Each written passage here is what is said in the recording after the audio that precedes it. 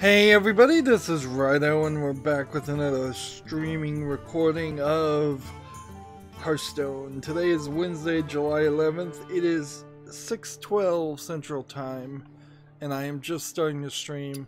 A bout of insomnia caused me to oversleep, and in general it's caused me to not feel so great. I'm thinking it might be the slightest bit of a cold or flu type thing, one of those 24-hour bugs.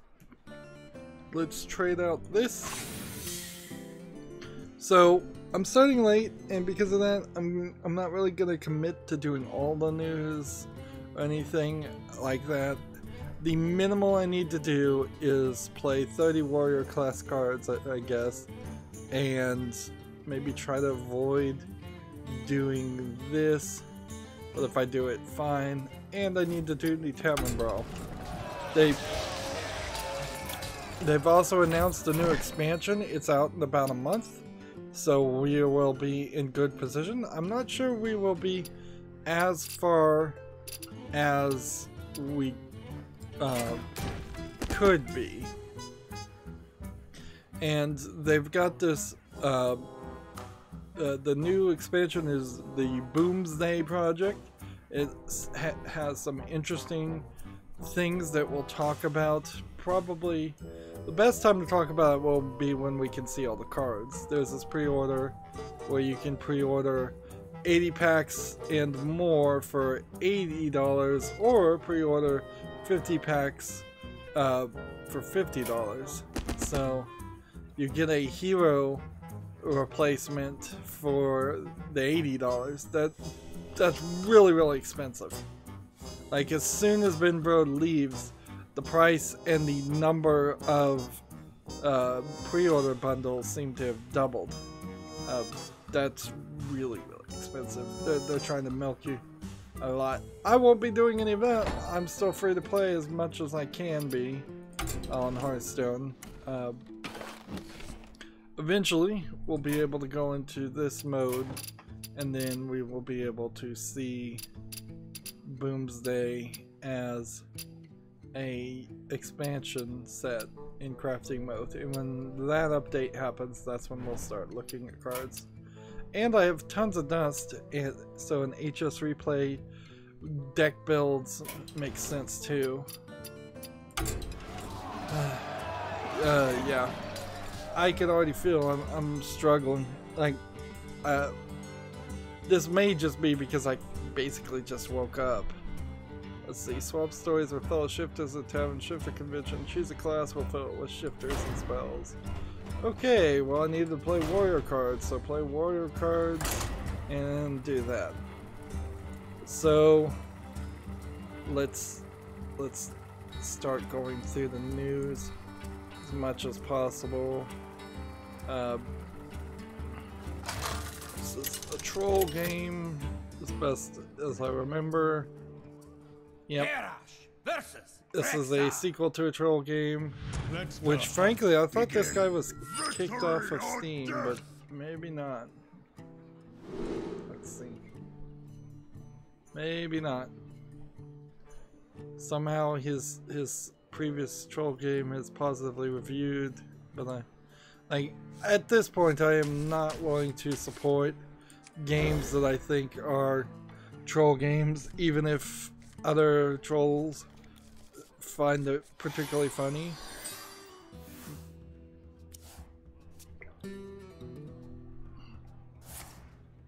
So YouTube has done what it seems like on the first look, like it is a complete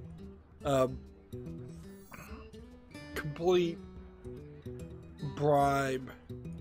I don't think you can really call it anything else besides that they've just completely committed to spending $25 million to pay, I think, the global news organizations to stop global news organizations from writing particularly negative articles about YouTube in an effort to steal the advertisers from them, because that's what a lot of the PewDiePie stuff was, in my opinion. That's a lot of these articles that get written, is they're simply the competition. The people who make news also happen to use the same advertisers as YouTube does to get ads for all of the content creators on YouTube. But they've framed it in a weird way where they're going to fight fake news by investing in supporting the global news organization's video efforts, as well as working with groups to improve the news experience on the platform.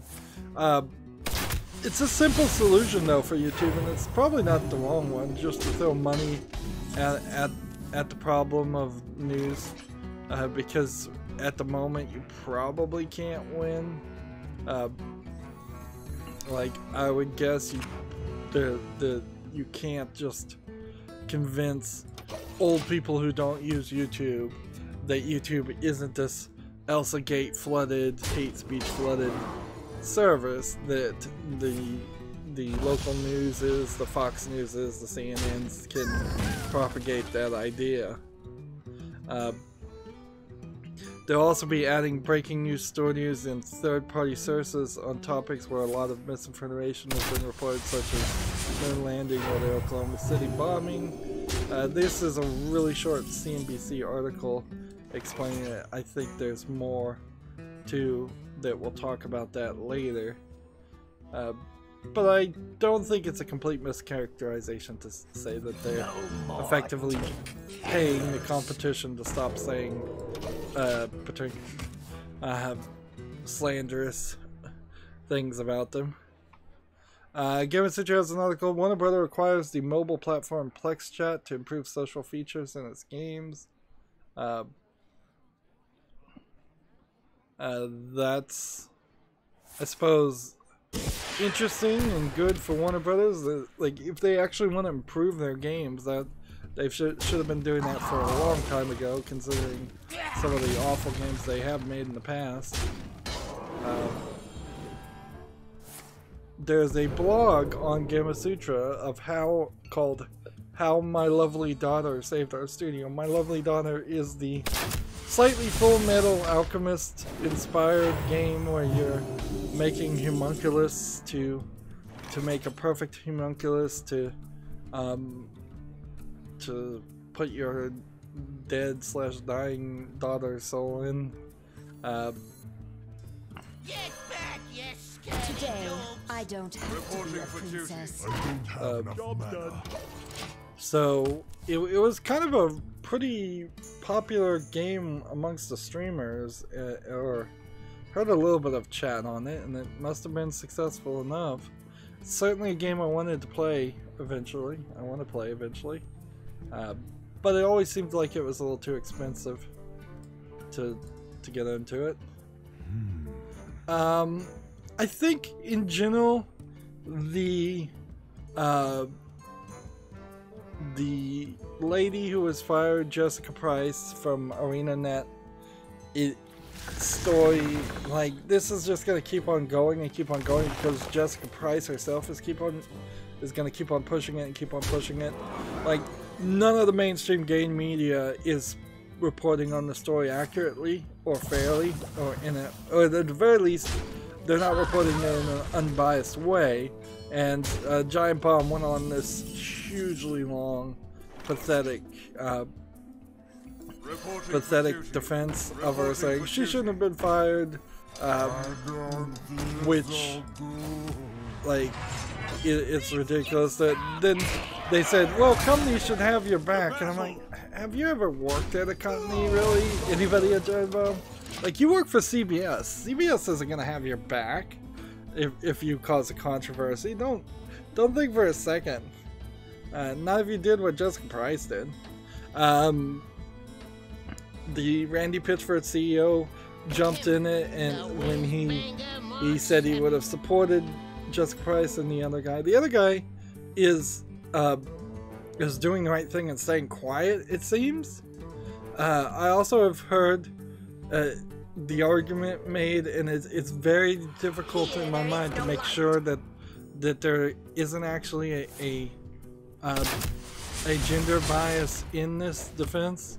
That the other guy who only said like one thing, it seemed, or at least it got reported on, maybe that's because all the reporters are not reporting on all the other things he said.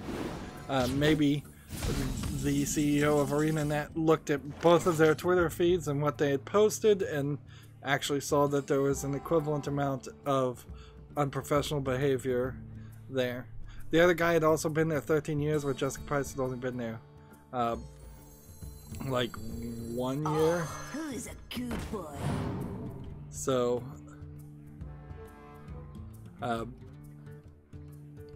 so there's something to that. I imagine also that they just expected more from him.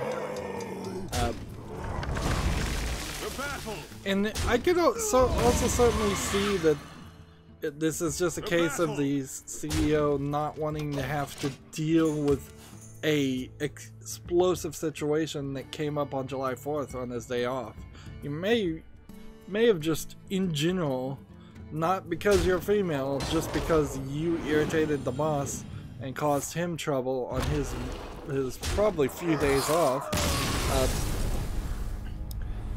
But yeah, Jessica Price keeps bringing it out. Randy Pitchford hopped in it, and then people called him out, and then he basically did the same, encouraged brigading. See, like, anytime you're retweeting anybody at this point, if you're retweeting or screenshotting somebody in an attitude or effort to say, can you believe this guy? This guy's such a jerk.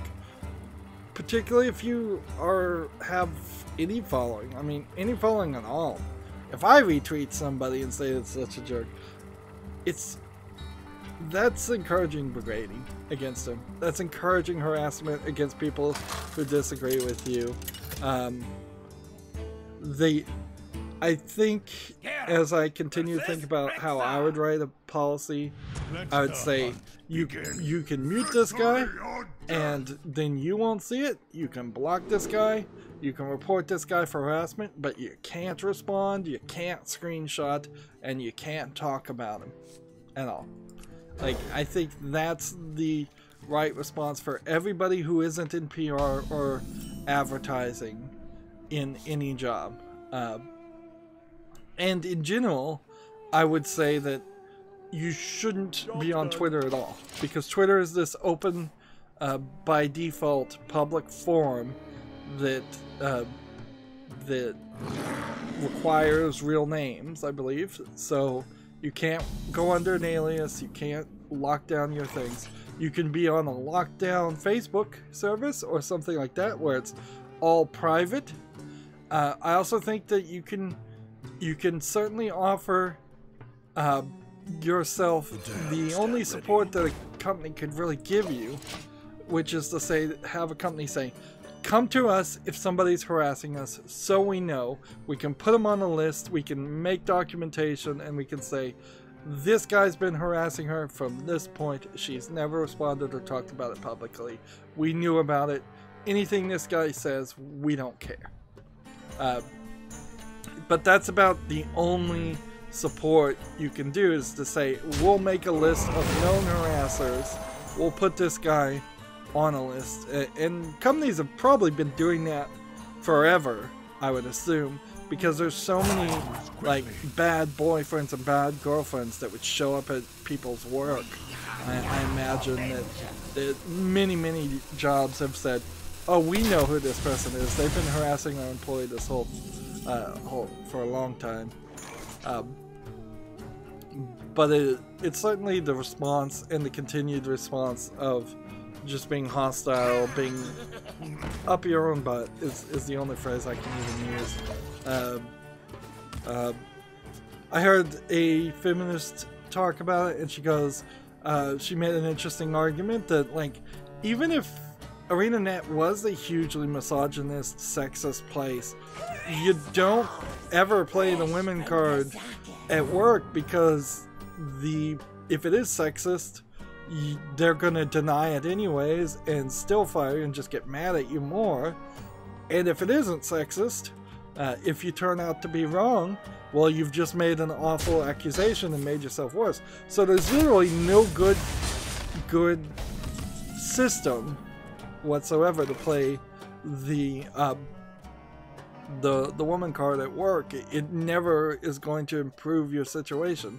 It is at best a defense for somebody who's on the way out already, and I think this is the part that's not getting reported, is that Jessica Price knew she was on the way out, she wanted to be on the way out, and she wanted to go on this rant. But this is being horribly reported by other people. It really is a story that would have died down to 72 hours if it weren't for Jessica Price bringing it up and talking to people. And she's opening herself up to now slandering her former boss. I'll get right on it. There's a lot of speculation, like, was she... speculation saying, like, if she wasn't on the disciplinary plan to begin with before this point, and this wasn't just the straw that broke the camel's back, then that would be the grounds for an unlawful termination. But yeah, that's not really gonna work. Not in the United States. Not when you're an at-will employee. You can be fired for anything and everything except for a few things that are impossible to prove. Almost certainly you'll see Jessica Price try to do a Patreon or a Kickstarter for something, whether it's support me in my wrongful termination suit, or support me in my new project. Is there anything else that even needs to be talked about on this show? I'll sadly have to keep on coming back to this, and this is like the one story I didn't want to have to talk about. I've seen way too much news about it for what it was. I do kind of question. It seems odd that people have said that it's half the people don't think she should be fired, half the people do. I've always come from the idea that a lot of times firing people is the only way to help them, and Jessica Price seems like the exact type of personality and type of person who that would be true for, is that you have to help them break out of their cycle and their way of thinking by eliminating them from the situation, because adults are way worse than children. They don't learn, they don't change their ways. I mean, you can try and browbeat them, you can threaten them, and they might stop doing something for a year or two, but then, you know, if you're trying to have an employee that you want to work there for 10, 20, 30 years, they're gonna bring it back up unless they really take things to heart, and people don't take things to heart. It's like doing debates. Debates don't really do anything for the two people debating, and they're so stuck in their ways they'll never change their opinion.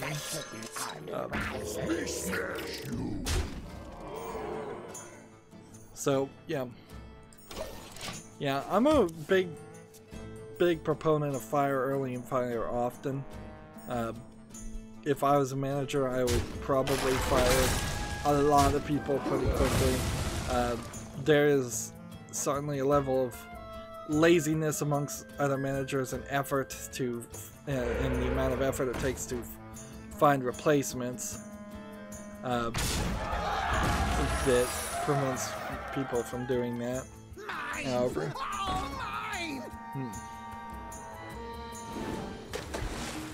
but clearly everybody should, at this point, every company, if you haven't thought about it, and I'm not just talking online companies, video game companies, every company like a McDonald's should have some policies some extremely strict and spelled out in very generic policies to say, look, this is all the things that are going to get you in trouble. This is all the things that's going to bring back drama to us, and we're not going to deal with it. We're not going to side with you.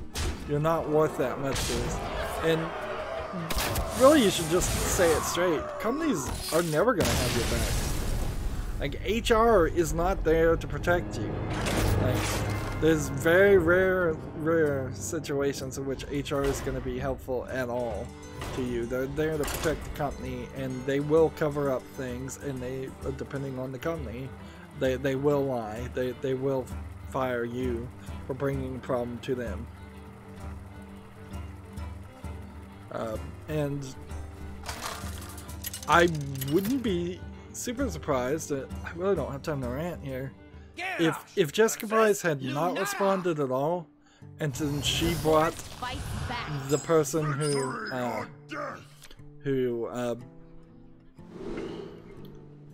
had tweeted, if she had brought out that tweet to HR and said, this guy's harassing me, and this guy's a misogynist, and she just said all of those same things to HR, they would probably, I think rightfully, investigate it and still fire her, even if she hadn't made any kind of public stink. Because it really is about her actions, in my opinion, and her attitude. And the actions and attitudes we see in public, I have to assume, is only worse in private. There was focus about, part of her statement was, this is my private Twitter, I don't have to pretend to like the community here. So she's basically admitted that she hates the ArenaNet community. It's like ridiculous. Like, how do you keep an employee that has specifically said they hate the entire community, or at least implied it? Let's see.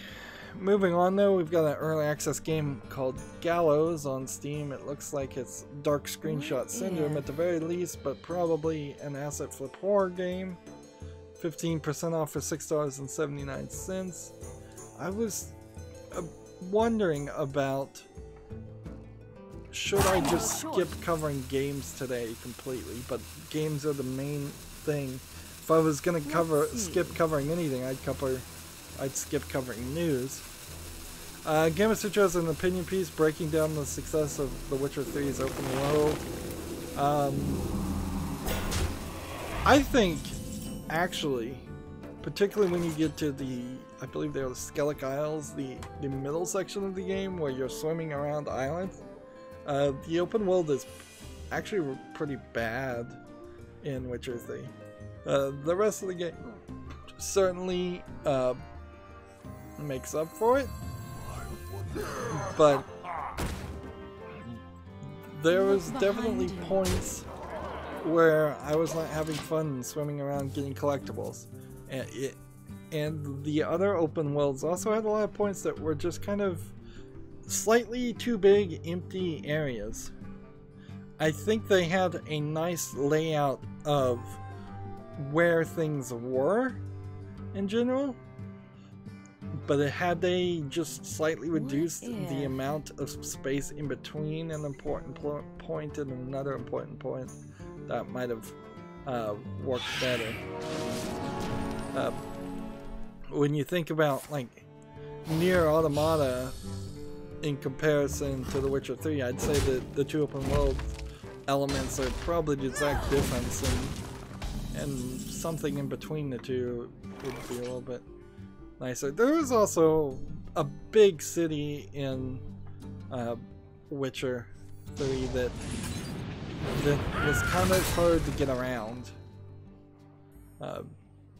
and maybe that was intentional or not, but when certain areas required more effort than I would have thought it needed to get into parts of the world. Anyways, moving on. PC Gamer has the best evil endings in PC games. Let's see, Dishonored, Bioshock 2. Oh, I don't think I've seen the Bioshock 2 What Evo if? ending. Far Cry 3. Bad ending. That's the one where you get like stabbed in the chest after having sex with the bad voodoo lady. Sid Meier's Civilization. Command and Conquer Tiberian Sun. I haven't seen that one. Undertale Genocide Route. I do question about how I should play Undertale. Like true pacifist mode, you kind of have to do from the beginning, or you play the game once, then you play the game, delete all the files, and then you this guy's toast. then you play the game the second time as true pacifist, and then you play the third time as a genocide mode. And I think that's probably the closest of the 4 or more combinations. Knights of the Old Republic. Interesting they choose Knights of the Old Republic, bad ending. I felt like the Star Wars, like The Force Unleashed 1 bad ending was pretty good, particularly in some of the DLCs. PC Gamer also has how to build a Raspberry Pi wireless access point. I'm gonna read that later. That's interesting. Part of a project I'm working on. And certainly working on that project has also caused me to waste time, so I don't even want to mention it, but I didn't make any progress on Lights out. on doing the last 2 tombs of Lara Croft and the Temple of Osiris. The past couple days I've been really just sleeping, and so I'm probably a little sick, and I'm starting to feel a little sick too, so I might be not even halfway through being sick. PC Gamer has an article, Don't Nod's investigation game Twin Mirror gives off a Heavy Rain vibes in the developer diary. Twin Mirrors was revealed at E3. We really don't know anything else. I don't really need to watch a dev diary on it. And yeah, it's Heavy Rain vibes. Well, I mean, all the Don't Nod Life is Strange games already kind of had a little bit of Heavy Rain vibes in it, and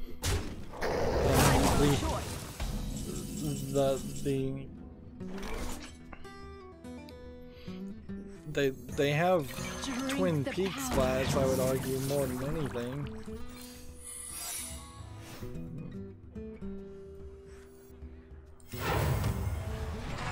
Hey, lights out. Can we win? I feel like the developers that Don't Nod are just a little too obsessed with Twin Peaks. And Heavy Rain was obsessed with Twin Peaks too, let's face it.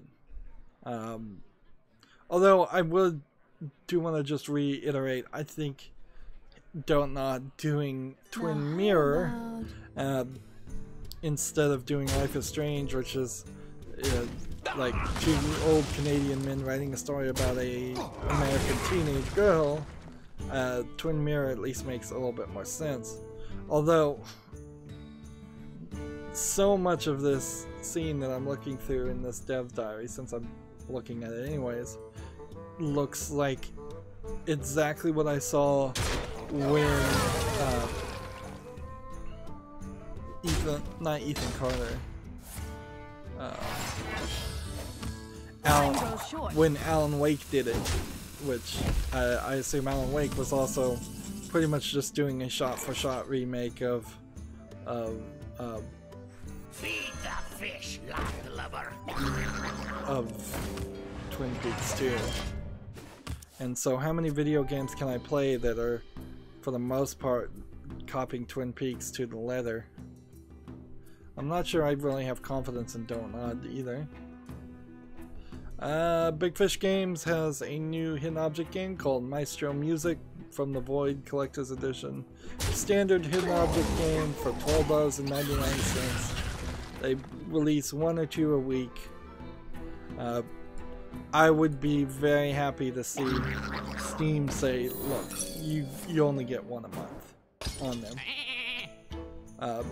But on the other hand, there might actually be an audience of people who just play 1 hidden object game a week, and they've gone through every single one on Steam. It's not so horribly flooding Steam that there's a great argument to limit them, particularly since Valve is yet to curtail the other people who are flooding Steam a lot worse. Let's just do this. There's a game called Pegasus 5 Gone Astray. It looks like a Windows 95 style game. It's not widescreen. The animation's not too bad. It's just a really old game with you know, dialogue choices and visual novel looks, and then almost an RPG Maker-esque top-down areas where you walk around. Which, in this instance, I wouldn't really call this an RPG Maker game. I don't think it actually was made in RPG Maker. This is just what old games of this style used to look like back in the NES and Super NES days.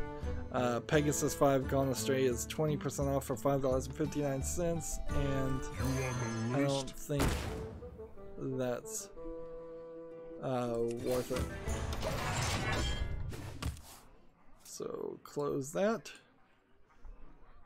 Let's see if this is in English before I mention it. Yes, English and Japanese.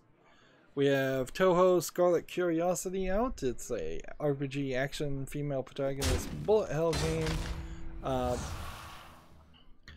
It's labeled as a bullet hell game, but it's a ground-based bullet hell game. So it's jumping over bullets, which that was another thing in Nier Automata that kind of caught my attention. Is like, oh, how much of this would be a just total and complete nightmare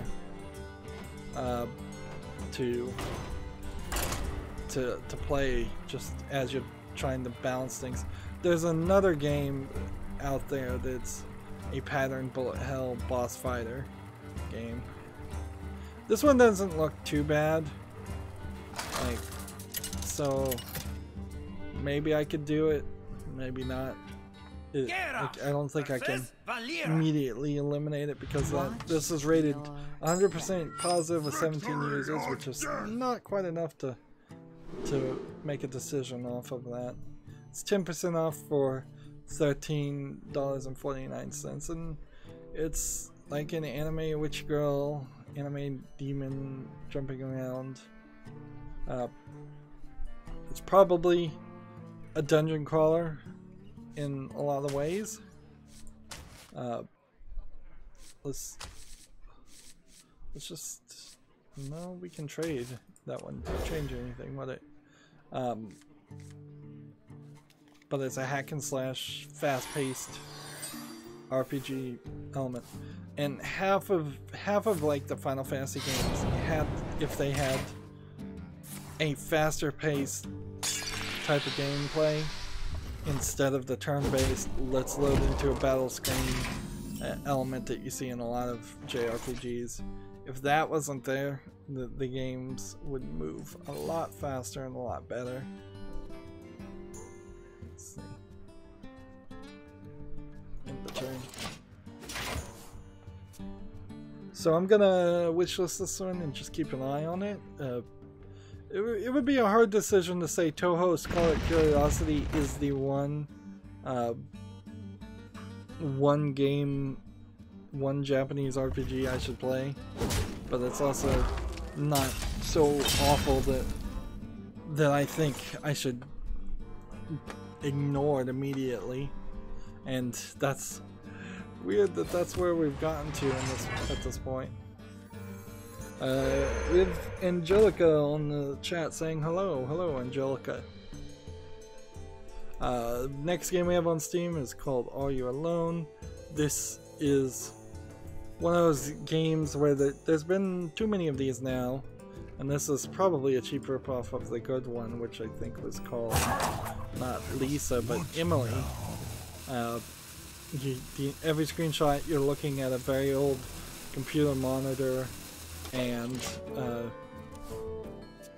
you're on like a chat section, and it's just a text-based game with one picture in it. For the life binder. Let's see, Are You Alone is 10% off for $1.79, so at least they kind of have the price range in the right place. Next game we have on Steam is called Dust and Salt: The Battle for Merc. It says it's an adventure RPG indie casual game, and the trailer is taking a while to show me any actual gameplay. And as soon as it gets in the gameplay shows me a bunch of I did this. I a cursed them bunch all. of text. Let's see. If we do this, then this, then this, then this. Job's done. Yeah, this whole game looks like it's just text. I don't know how you call this an adventure RPG. Seems like a text-based adventure. I'm seeing no screenshot or footage that indicates that there's any actual fighting mechanic or anything like that. Well, the Battle for the Merc is 15% off for $3.39, but Dust and Salt: The Battle for the Merc. But yeah, we can go ahead and close that tab because that's clearly not going anywhere. Deal 1 damage to a minion for each armor you have. Another falls. There we go. And in the turn.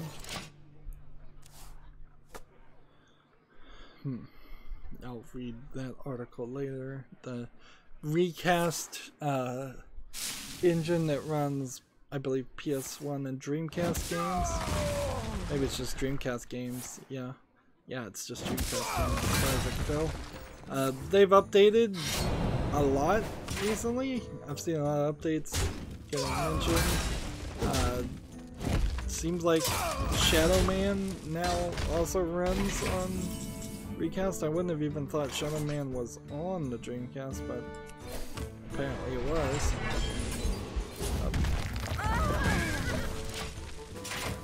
So Dreamcast support is getting better and better. Speaking of playing old games, TechRaptor has an article of playing Jurassic Park, the Sega Genesis Jurassic Park game, which it wasn't, I think, as bad as the Super NES one that made you motion sick.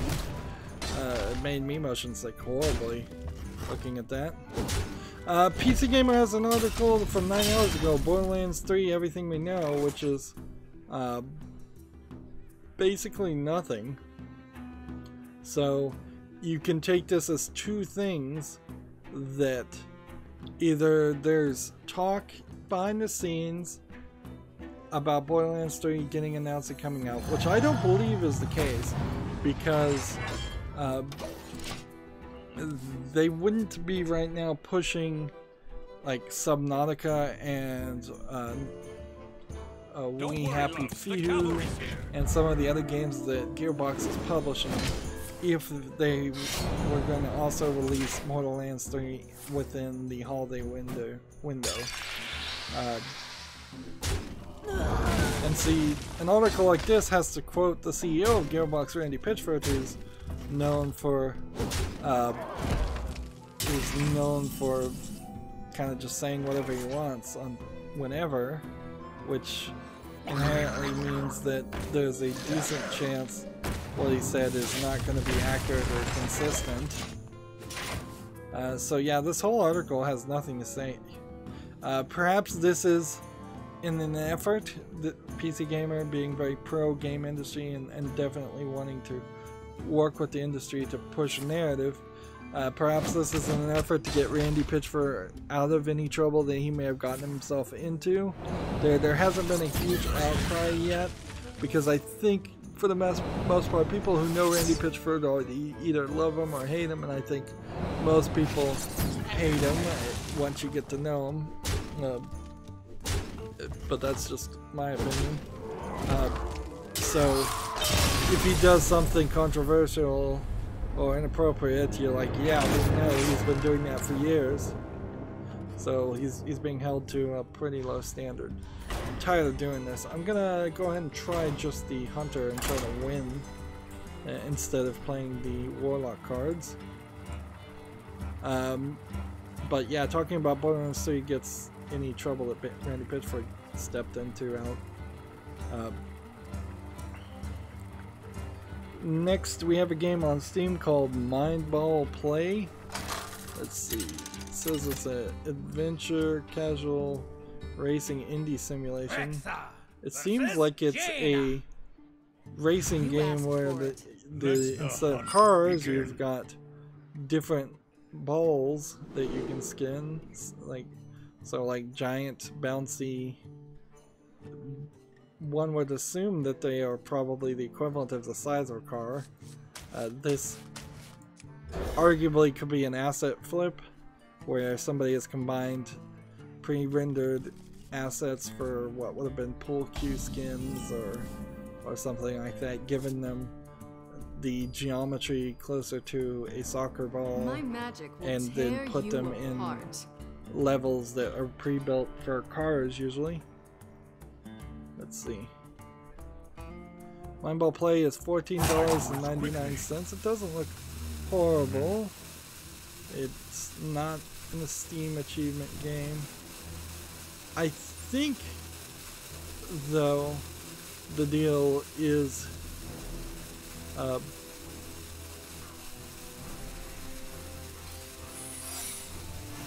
that, yeah,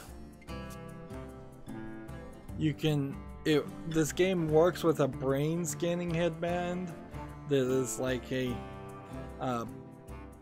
it's a very low quality equivalent of an MRI that you put on your head and recognizes small amounts of blood flow and brain activity.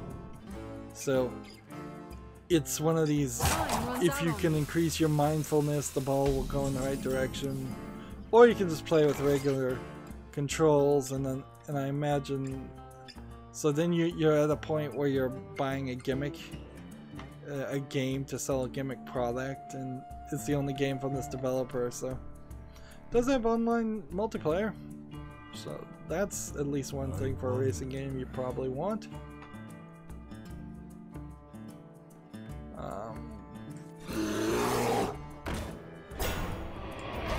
Let's see. Next game we have on Steam is called Night King Assassins. That's Knight with a K, K-N-I-G-H-T. And this seems almost like a spin on chess put in puzzle form. The problem with this is going to be that it is a Unity one-screen game, and the chess pieces don't look like they are fully equivalent. Like, so I'm seeing symbols that I could see are, oh, that's a king, that's a queen, but then I'm seeing a sword that I don't know what the sword does, and then I'm seeing a swoosh that looks like a slanted A.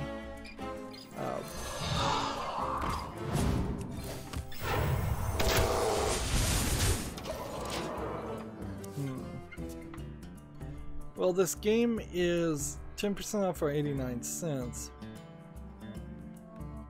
I am a bit of a sucker for a puzzle game. Let's see how many puzzles. It only has 30 levels though. And that's gonna kill it right there. So I was almost willing to give this one a chance, even though it's very visually boring and like a one-screen Unity game. But at 30 levels, that's just not enough. You're gonna have to bump it up to 100 for it to be a selling point. 30 levels just seems like, oh well, you've 7 more to go before I can give it the time of day. Let's see.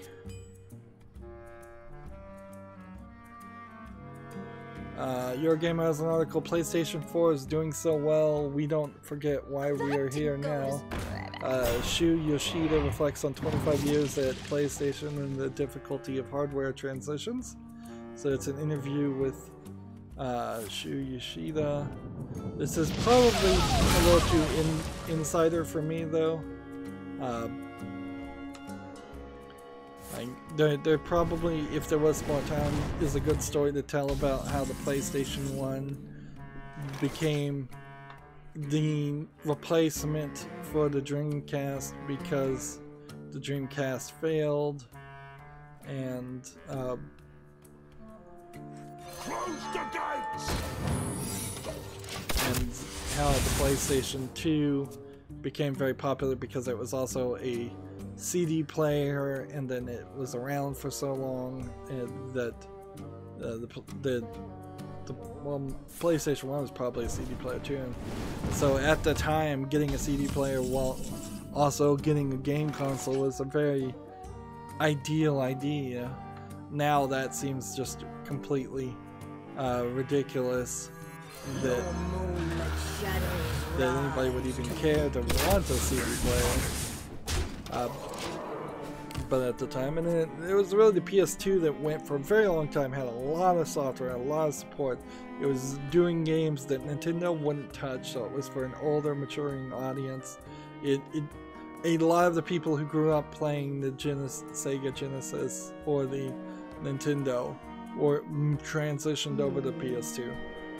If I hadn't been such a Nintendo fanboy, I probably would have considered transitioning over to the PlayStation 2. PlayStation 3 is really only the game console that screwed it up by losing backwards compatibility after its original version was made, and losing its entire library because of that. Whereas in comparison, effectively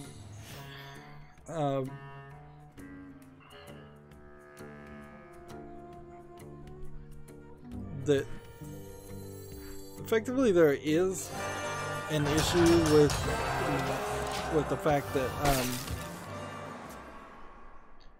that the Xbox One lost all its Xbox 360 backwards compatibility games, and it's just been slowly porting those games over to make them backward compatible. Whereas in comparison, just the previous generation, if you had the original PS3, which I still do and I assume still works, I haven't tried it in about a year, I could put a PS2 game in there and it would play, but at this point that doesn't really mean anything.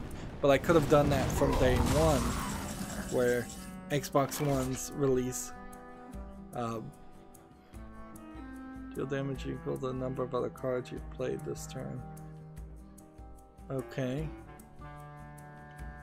This will be interesting. 1, 2, 3, 4. Amazing. What do we have here? Amazing. That didn't quite work. Job's done. That didn't work at all.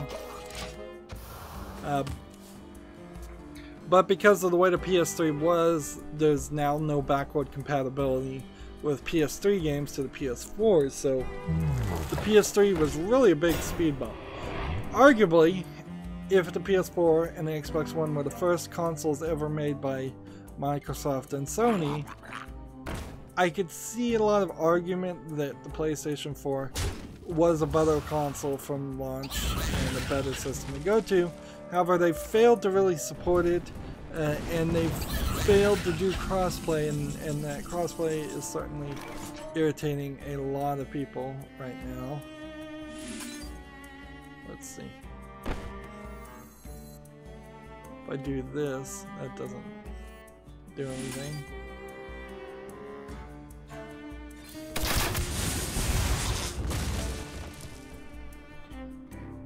Darn it.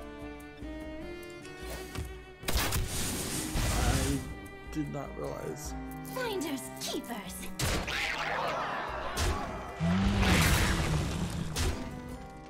There we go. Yeah, but I guess I could just continue on a conversation about the PlayStation 4. I'm not sure now, having moved on to PC gaming, if it makes any sense to even recommend doing either one. Like, if you must have a console, sure, get an Xbox One X. But in all realisticness, I think in the long run you'd be better off spending the equivalent amount of money on a PC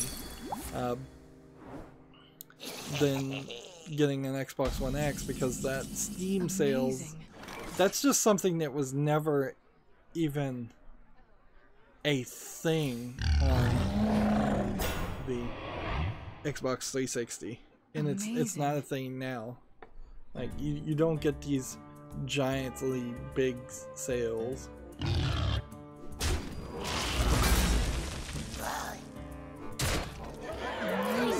we go. So you can't build up a collection of games, but I don't know if you really need to have a pile of shame of games. But either that was happening for me on the Xbox 360 before I started playing PC. I was running into lots of games that I was just not finishing all the way to the end. If anything, I'm probably doing as well, if not better, playing on PC, because I'm not taking up as much space in the physical world. Like, if I had 900 DVDs and DVD cases sitting around for the 900 games I have on Steam, I would be taking up a quarter of a wall, floor to ceiling bookcase, as I imagine. Alright, let's now play warrior class cards from this point. Eurogamer has an article, passing on the gift of game and keeping tears at bay, which I assume this is just a sappy story about teaching kids to love games. There's two pictures here, one of Animal Crossing and one of, I believe, a Blaze Blue game, which it's kind of interesting to try to teach a kid to play a fighting game. Like, you're really throwing them in the deep end of places that are going to be all about fighting, all about violence. And if you're going with like Blaze Blue or even Street Fighter, you're getting a distinct amount of lewdness there in the characters' dresses and poses and body types. Street Fighter isn't the worst by far, but there's a lot of them out there. Also, playing fighting games is very different to playing other games, because you're loading in combinations and you actually have to know what buttons you're pressing, whereas I would think teaching a kid to play games at first is gotta be get them into something where they can just button mash. Get them into something like Pokemon. Pokemon is, even though it's my first RPG, it's also a lot easier than trying to play a fighting game, and fighting online against people would be a nightmare. But then again, this is also one of those articles that is not really important. We're in this news lull, and I guess that's in part why this week's Giant Bombcast was so bad. It was just awful. Ignoring the part that they spent at least 20 minutes talking about the Jessica Price series from the Jessica Price stuff from the beginning, right at the beginning, and like they really had nothing else to talk about either. More and more, I think actually they spent another 20 minutes before talking about Jessica Price talking about anime, because they went to Anime Expo, and more everybody that's working at Giant Bomb seems to be becoming more and more unhappy with covering video games, and they just don't want to do it. So they're talking about anime. They weren't doing that before. I wouldn't be surprised if they start talking about comic books. This is what Whiskey Media was in the old days, is that there was an anime section that wasn't part of Giant Bomb, that every now and then the anime people would Well played. would ask some of the other people to send on videos or conversations, but now it's just getting recreated. Comic Vine is owned by CBS, but it's been mostly shuttered for a lack of employees, which is rather ridiculous, because there should have been more employees hired and money put in it, considering how well the Marvel movies have done. So that'll be the next thing I imagine you'll hear on Giant Bomb, is they'll start talking about comic books too. They always talked about wrestling, but they're getting worse. And more than that, they're talking about other things that aren't video games. They're just not talking about video games. I'm looking at every single game that comes out on Steam, and there's definitely at least one game that they could be doing a quick look on. Something that they could try. And instead, they've become this service to no one, because they only talk about games that they want to promote or that they know is great. And I don't think that they are doing it. Another quick look a few days ago was playing the remastered edition of that game that I can't think of the name of. It's a game way on Mars. It's a pretty old game. The person doing the quick look kept on dying over and over again, and so it was just bad footage one way or the other. Is that really how they always experience games, because they're really bad players? Maybe. Or maybe it was just they were too lazy to simply start the video over or edit out the deaths. Or frankly, he was too lazy to just turn down the difficulty on the game. But yeah, they're really not giving any kind of information or being newsworthy. So then you're left with liking the Giant Bomb crew as it is now by the personality.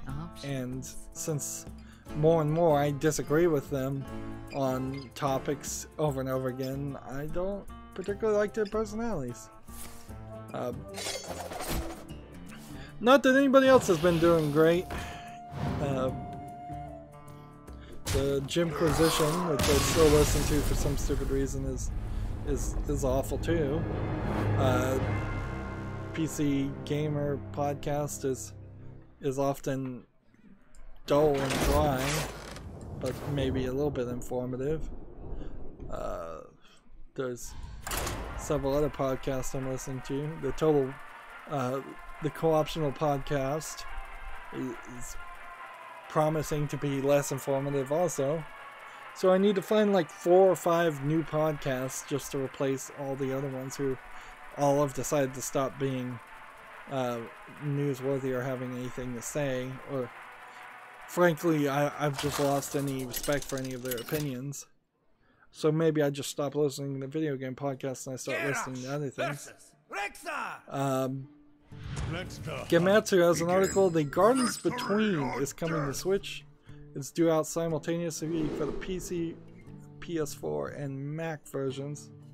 Let's see what the Gardens Between is, though.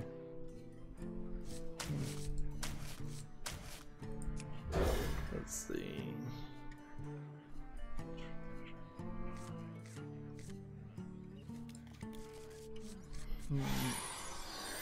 Trying to see what kind of game this is. It looks like it might be a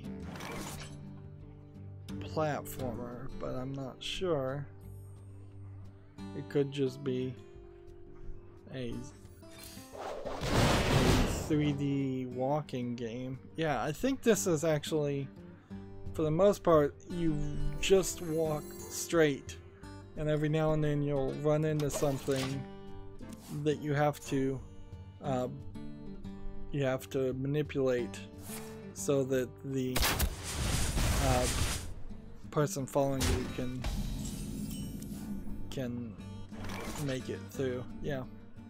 And so you control the flow of time, and you're walking around these mountains that are littered with items in this surreal-esque world, although you could also argue that all of these items are just asset flips. That this is a 3D walking up a mountain equivalent of that Getting Over It game. The graphics are a lot better than Getting Over It. The Gardens Between does look slightly interesting. It also looks like it will be a pretty short experience, and short experiences are nice. So when that comes out, I'll take a gander at it, keep an eye on it.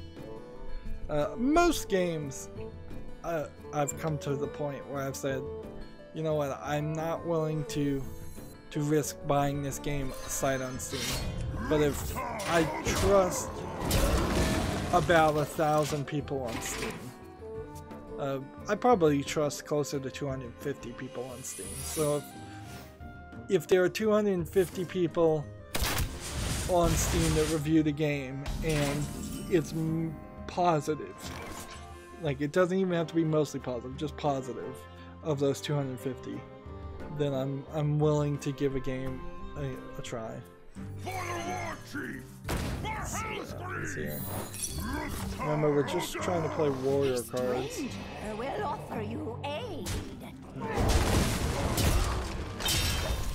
We got a game on Steam called Mountaineer. It looks like a asset flip. It doesn't actually look bad, and this is the problem with asset flips, is if I wasn't looking in the lower right and seeing a generic user interface, it overall looks like not quite a AAA level animation in 3D animation, but I'd say AA level animation. However, I know that this is just an asset flip. Like, somebody paid a little bit more for better assets, it looks a little bit better, but I know that that's all this is. And they want, it's 20% off for $4.79, and that low price also indicates to me a lack of quality. So I'm gonna close that tab. And I'm kidding myself if I think I'm anywhere close to closing all the tabs and being done today. I just want to get one daily quest done, and then we can switch over to the European account. There's a game called Yorji, that's Jorji. I'm just pronouncing it, I assume, with like a Y. I assume that's what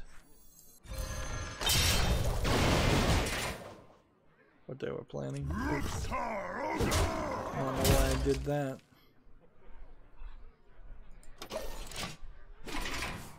So yeah, Yorji and the Impossible Forest. It's an action indie adventure puzzle platformer. And the name and the thumbnail is interesting, but then when I see the actual game, it's a Terraria-esque jump and platformer. It looks very much like Super Meat Boy. It's just, as soon as I started to see the actual animation and the gameplay, I was disappointed with this. Yorji and the Impossible Forest is $1.99. since I was just immediately disappointed by that. And I have like 4 more warrior class cards to play, and I'll be halfway through this death rattle thing, which is perfectly fine as long as I don't completely finish it, because I might want to re-roll it tomorrow or Friday. Anyways, it's been an hour, so let's break up here. I think I might be waking up a little bit. As always, I ask you to like, share, subscribe, comment, and watch every second of my videos. If you want a friend or follow me on any social media sites, there's a whole bunch of links down below. I heard Twitter's going to be kicking off a lot of fake accounts, so I wouldn't be surprised if a lot of fake accounts, through no action of my own, just followed me. And so if my number of followers drop drastically on Twitter, that's fine. I really don't care who or how many people follow me. Hopefully they just don't screw it up so bad that they say my account is a fake account, because it's not. But hopefully they won't do that. Where were we? Yeah, if you want a friend to follow me on any social media sites, there's a bunch of links down below, including Twitter, and I still want people to follow me on Twitter. And then if you want to support me, I'm asking people to friend me on Steam and donate a game or gift card to me via Steam, or you could give me a Steam code via Twitter direct message. Right now, I'm hyped for Darksiders 3, so if somebody would wanted to pre-order the deluxe edition, not the super expensive edition that includes the 2 previous games, because I already have those, but the deluxe edition that includes the DLC would be what I would like to have gifted to me, so I could play that game brand new, 24 hours early, and cover it as fast as possible. I imagine if that were to happen, we'd stream it as soon as possible too, and I'll stream episodes and then re-air the episodes at a later date. That's it though, so thank you for watching. Have a good evening.